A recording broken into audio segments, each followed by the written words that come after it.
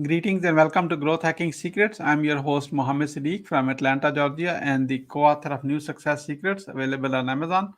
On this episode, I have special guest Justin Gauthier. Justin is the host of Oil and Gas Onshore podcast. Please join me to give a warm welcome to our guest, Justin Gauthier. Justin, welcome. Hey, how's it going? Thank you so much for having me on the show. I'm excited. I appreciate that. Thank you so much. Just to confirm, I didn't screw up your last name pronunciation. No, you did very well. I've been called a lot worse, and you actually hit it right on the head on the first try. So, Okay. a big shout out to you and your efforts in pronouncing my name because, like they say, a person's name is the sweetest sound to them in any language. So, thank you. Yeah, thank you so much. Justin, let me start with this. Where were you? What happened? Who you were surrounded with that inspired you to get involved in oil and gas onshore podcasts and in general in that industry? Yeah. So, I mean, I can start off by, how I got into oil and gas. I've been in oil and gas since 2004. And when I was in high school, my focus in life was partying and sports. And so I didn't know what I wanted to do after high school, and nor did I want anyone to tell me what to do. So I just knew that I wanted to, either continue down the path of sports or continue down the path of socializing. And one of my cousins actually um, was in oil and gas. He lived in Calgary, Alberta, and I always, heard him talk about going on different trips with different customers and fishing and golfing and whatever. And I said, man, if I can make money doing what I love, yeah, sign me up. And so, anyway, that's how that got started. And I was 18, and I didn't get into sales until about 2013. And so, it took years to get to that point, but that's really how it all started. Was kind of the glamour of the entertainment side of oil and gas, which a lot of my career wasn't surrounded by that. But that was the ultimate goal, and my values have changed since then. I was 18 years old, and everything we do when we're 18 certainly is through a different lens. But anyway, that's how that got started. And then a few years ago, I was just, I was a sponge for information anywhere I could get it. And so I started listening to podcasts, and I stumbled upon a podcast that was focused around oil and gas.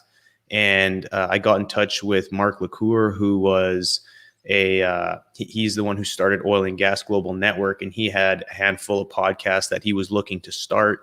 And he invited me to, have lunch with him and discuss being a podcast host. And now 2 years later, we're still pumping out episodes and just continuing to grow. And so my passion for, educating people and really just helping people and adding value to the ecosystem at scale, I think is extremely valuable. And that's, why I do it every day. And just the opportunity to meet people that I otherwise wouldn't get to meet is phenomenal. And especially with technology and the internet nowadays, it's such a powerful tool, and the ROI and the costs to do so are incredible. I mean, and costs are low, and the ROI is high. And so it's a perfect marriage. But that's kind of my sort of background on how I got into oil and gas and then into podcasting. So, from your language and the way you told me stories, you're a Canadian living in the US? Yeah.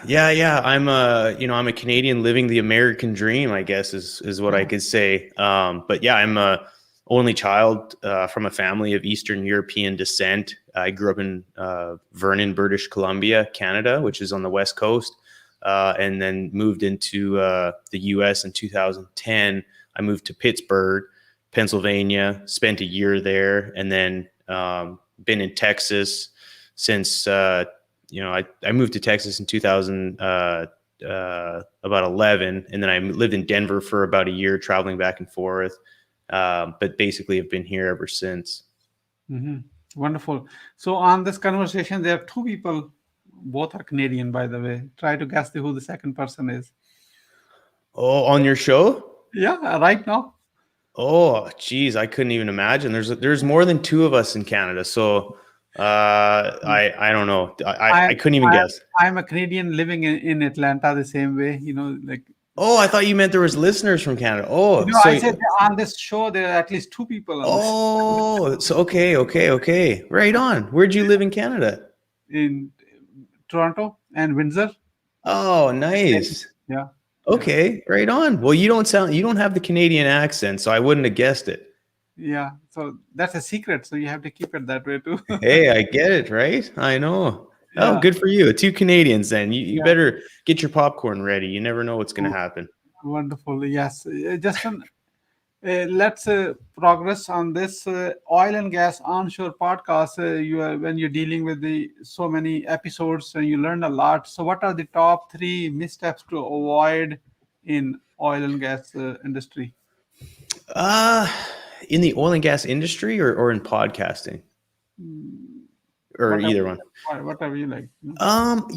To be honest, I'll stick with the podcasting stuff. And I mean, really, just in general, I think we can't let the judgment of others deter us from pursuing our passions. And too often we do things to impress others or do things according to what our social circle think is right. And so this doesn't really relate to oil and gas, although it all kind of relates it in life in general. But that's one thing that I would say just as outside of whatever career you're in, don't do things to please others. Really just pursue what it is that you want.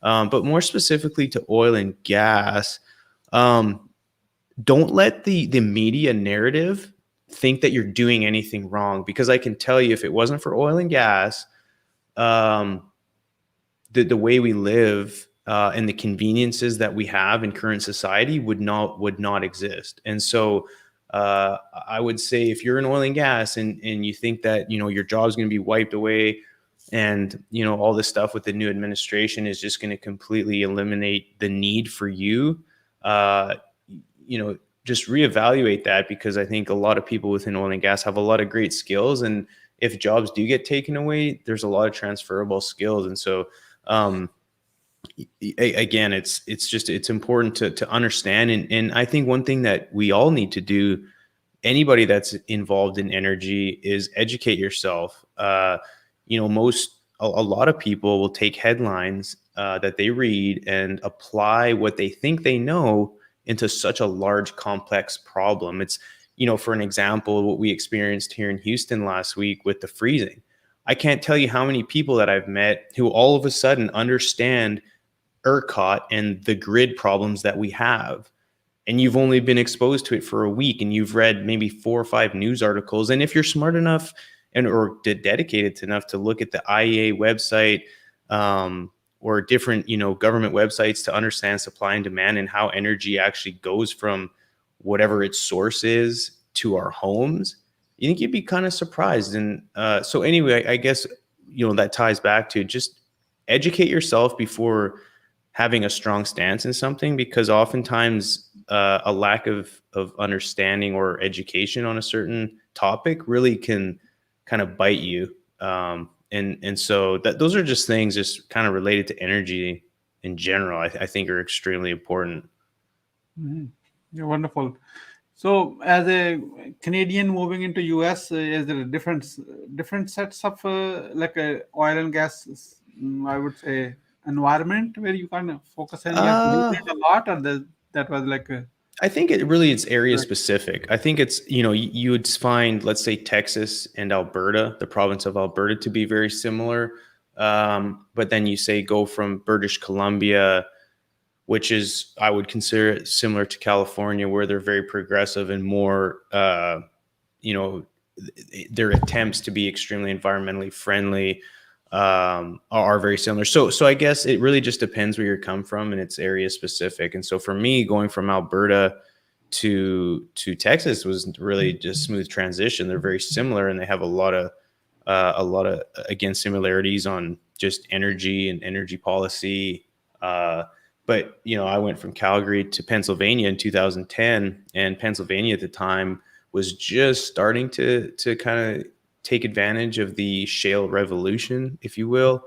And so there was a lot of times that I had to educate just the public, whether I was at a restaurant or getting my hair cut or at a store, and really, try to get them to understand why, someone from Canada would be going there to God forbid, frack the ground underneath them and cause all these problems.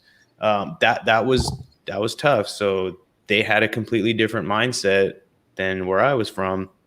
So again, it really just depends on where you are within the countries, but there's a lot of similarities. But as a country, Canada over the last several years has been up against some pretty strong political resistance with regards to oil and gas, and so that's been challenging for a lot of people that have careers in oil and gas. And now here in the U.S. we're up against some challenges, but at the end of the day, it all comes down to supply and demand, and so it's funny because oil and gas companies don't produce oil and gas for the fun of it. They produce oil and gas because the demand is there, and the demand comes from the consumer, like people driving their cars and stuff. And so it's a little bit more complex than most think, but at the end of the day, as long as we have enough energy to sustain life and it's affordable and it's reliable, I think is really the most important thing for people to focus on.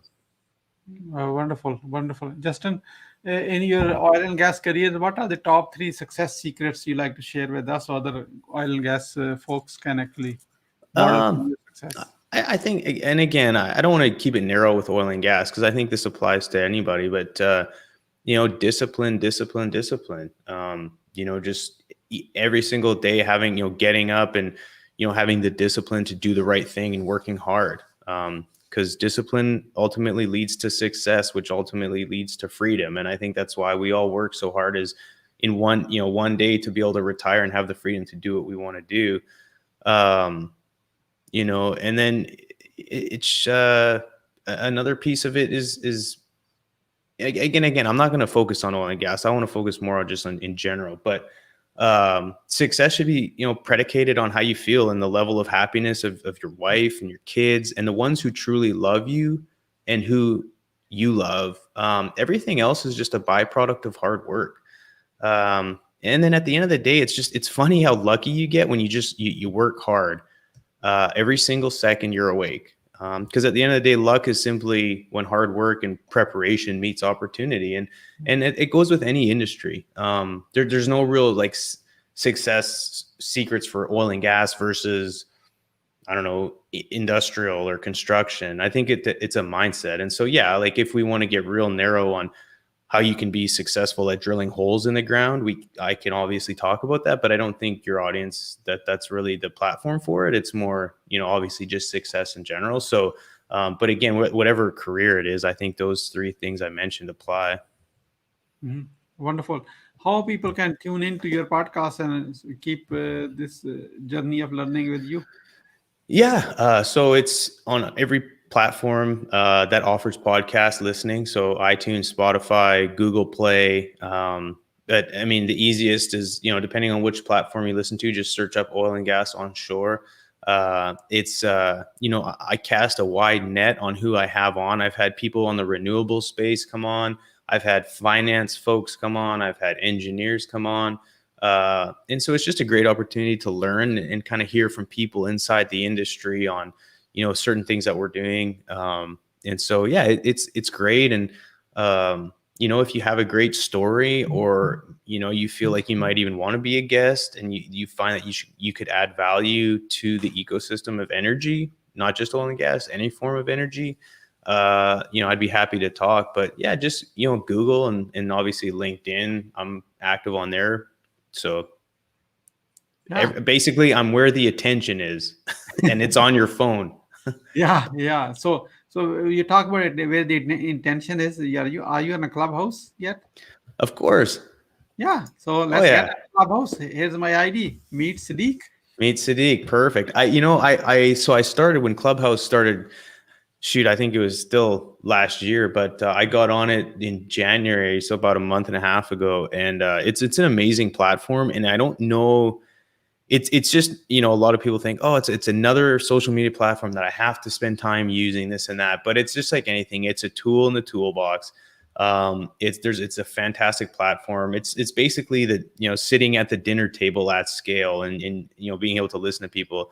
but I'll certainly add you. And I don't have nearly as much time as I wish I had. I'm in grad school right now, so if I'm not working or being a father, I'm or podcasting, I'm studying, and so in the evenings and weekends, where and even over the course of the day, when I've got friends and stuff on Clubhouse, I'm usually a little busy, but I'm hoping to hopefully free up some time to where I can start adding some value to Clubhouse, because I think it's an amazing platform and it's going to continue to grow. I can guarantee it's going to be.